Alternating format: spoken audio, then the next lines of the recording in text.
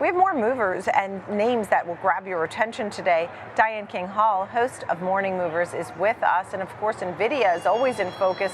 Huawei could step up its chip shipments, and I see, 1 month, Nvidia's down almost 20%. Yeah, Nvidia has been under some heavy pressure, especially amid this sell-off that we've been seeing. The latest is because of news that Huawei seems to be ramping up its production for an alternative to Nvidia's chips. This, according to a Reuters report. They're reportedly set to begin mass shipment of this advanced AMZN 910C GPU chip reportedly as early as next month. This would be an alternative for Chinese companies who have essentially been locked out of Nvidia chips. It comes after the U.S. has tightened export controls.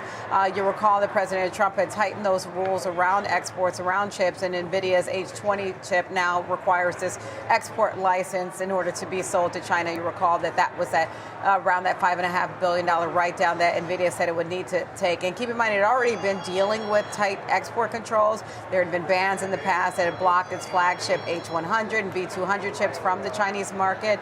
And now what Huawei is doing is stepping up to the plate with this 910C.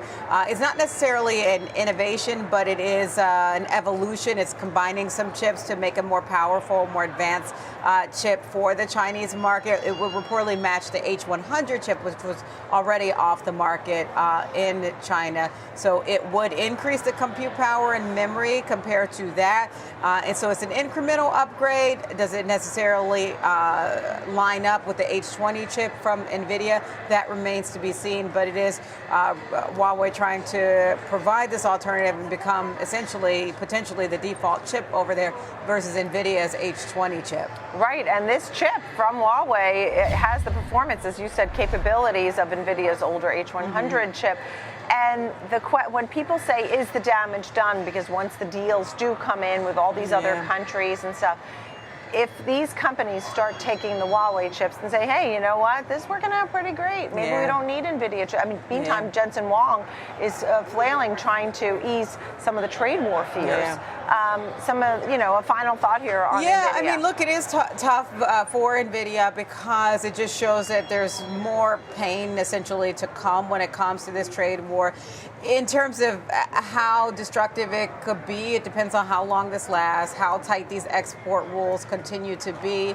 And the Chinese market for Nvidia does represent a meaningful portion of its market. It's about around 20%, give or take, of the market that Nvidia has for chips. So it is a tough situation that Nvidia has, and hopefully the U.S. and China can come to some kind of resolution when it comes to trade and chips, and that if this is long enough, then obviously it could certainly demand for the H20 chip. It all depends on how long this battle lasts between the two superpowers.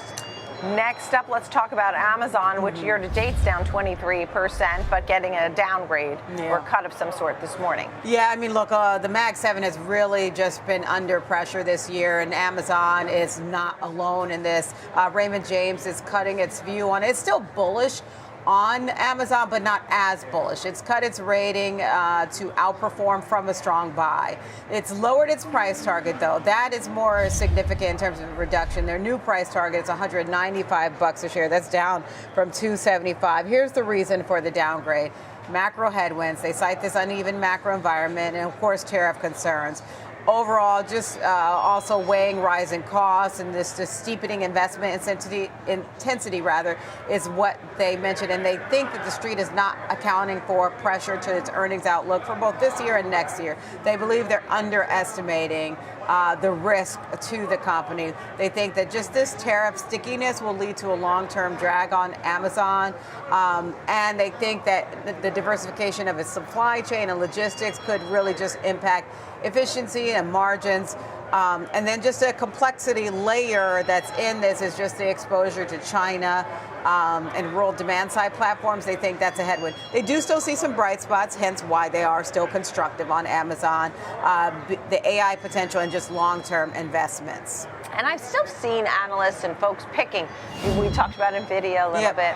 We've talked about Amazon now. There are still folks out there who still think these are good long-term plays. I mean, I'm still seeing targets that are higher than where we currently really are. Yeah, absolutely. And there's still a lot of bullish sentiment around these, but you're seeing a re-rating of where the price target is. And even with Raymond James here, they're still bullish on the stock, just not as bullish. Okay, and last but not least, we'll look at Apple too. Some thoughts there. MoffettNathanson being a little bearish. They are, and they've been in the sell camp for a little while now. They're reducing their price target on Apple significantly. They're reducing it to $141 a share. That's down from 184. So that's an aggressive level that they see. So even the level that they were at before is below this. They initially initiated coverage last year, and they'd had a neutral rating on it, and they've since been decelerating their view. And they had seen that where their view is that where Apple had been and is now is not justified. Although in the past they've seen, and they seem to still have this view that Apple would likely be largely exempt from these tariffs, but they think there is a risk when it comes to retaliatory actions in countries that are impacted by the tariffs. Think China, obviously. And then they never liked the response for Apple's AI, and that was intended to be essentially a super cycle. And so they think that that was just all a challenge for the company.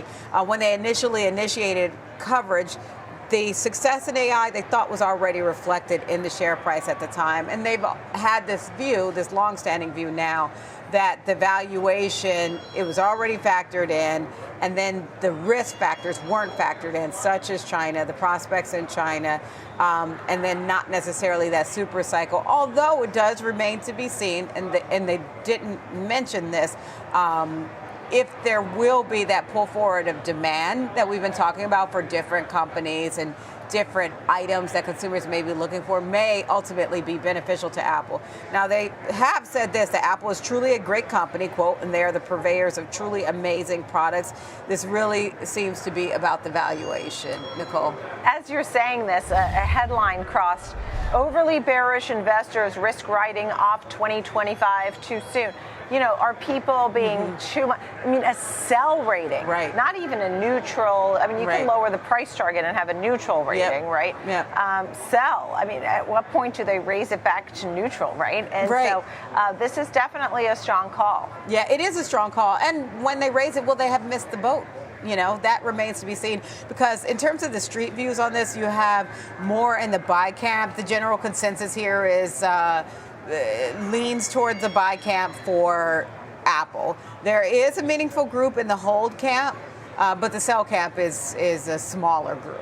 Right. This conversation about being overly bearish or too bearish on 2025 stems from a conversation that Ed Yardeni, who many people follow very closely and know for many decades, some of his thoughts, and he has some reasons for optimism that he lists. Even a recent report that China was willing to negotiate with the United States. Diane King Hall, great to see you. And you can catch Diane on Morning Movers every day here on Schwab Network. Thank you, Diane King Hall.